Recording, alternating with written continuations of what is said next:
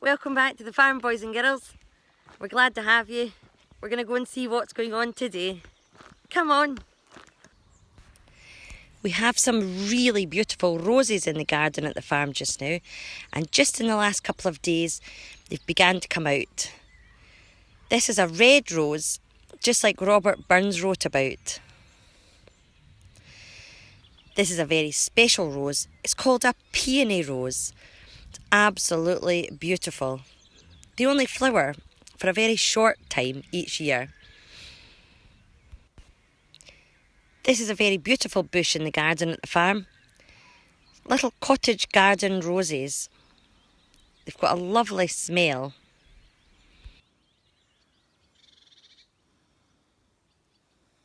So the little pet lambs were put out yesterday in this little paddock, and we thought we'd come back and make sure that they were still happy and thriving.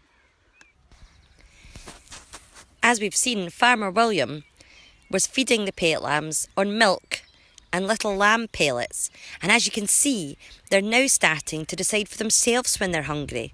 They're nibbling away at the grass with their cute little teeth. Brilliant.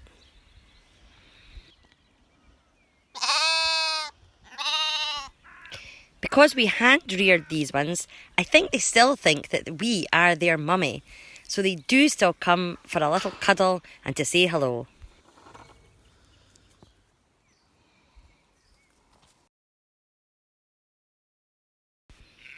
There are lots of beautiful wildflowers at the farm just now.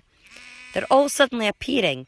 That little bit of rain we had and this brilliant sunshine has enabled all of the plants to suddenly come into bloom. And aren't they beautiful?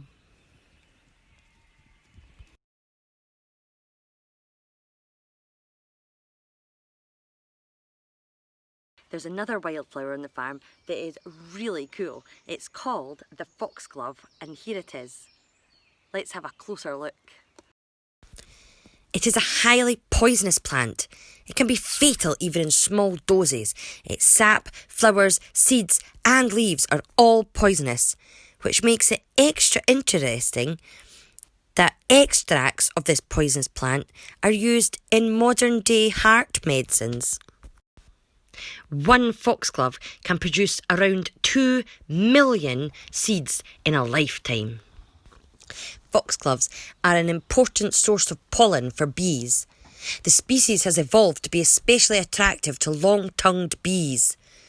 The brightly coloured flowers and dark spotted lips attract the bee, while the lower lip of the flower attracts the insect to land before climbing up the tube. In doing so, the bees will drop pollen from other foxgloves, allowing the plant to reproduce. The flowers are often found growing close to the earths where foxes raise their young, which might give an explanation to its name. It certainly is a beautiful but deadly plant, a familiar flower with the power to cure and kill. The very cheeky ponies today. Every time I have gone near to film them for you, they have stuck their tongues out. How naughty. We haven't spent a lot of time with our lovely farm stallion, Ben, so I think we should go and visit him now and just see how stunning he is. Come on. Ben is such a happy, friendly stallion. Anytime you go to visit him, he's always there to come and say hello. He's just lovely.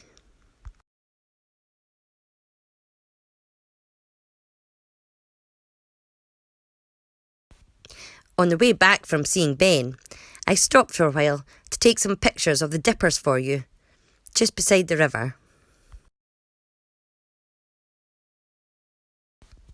This is a special type of fungi called jelly ear, which grows particularly well on dead elder trees like this one.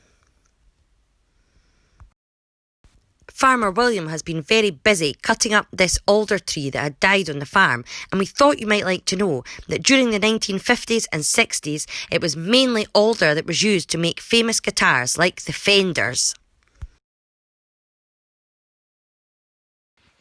Could you do some research on some common trees and what are their main uses?